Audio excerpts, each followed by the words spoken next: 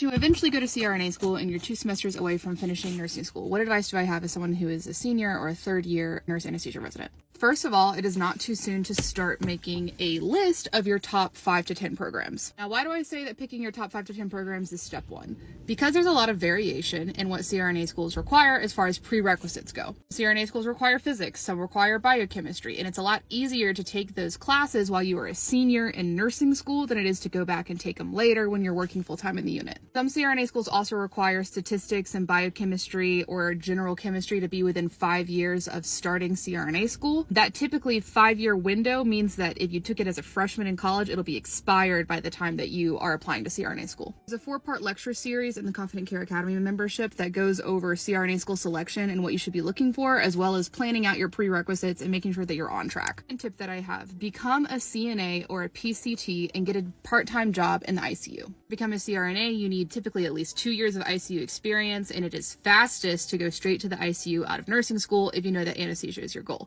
ICUs often will not hire new graduate nurses unless you were a PCT or a CNA who worked in the ICU during nursing school, or you had an ICU capstone, practicum, immersion, final rotation in nursing school. Nursing schools cannot guarantee you an ICU practicum, or they typically can't guarantee everyone who wants an ICU practicum that spot. So by getting a job in the ICU as a PCT or a CNA, you are essentially guaranteeing that you are eligible to become an ICU nurse as a new grad. It's not true at every single ICU in the country, but it's true at least 50% in a lot of the more competitive and reputable ICUs. That is the requirement. So get a job as a CNA. My third tip is to build and maintain a relationship with one of your professors. This looks like staying and chatting after class. This looks like circling back when a lecture really resonated with you and thanking them. This looks like asking if there's any research that you can get involved with, and then keeping that professor posted as you enter into your first couple of years as an ICU nurse. Circle back and be like, hey, that lecture that you taught about insert whatever topic here was really helpful, and I took care of a patient who was like that today, and I was just thinking of you, and I wanted to thank you for everything that you do for our students.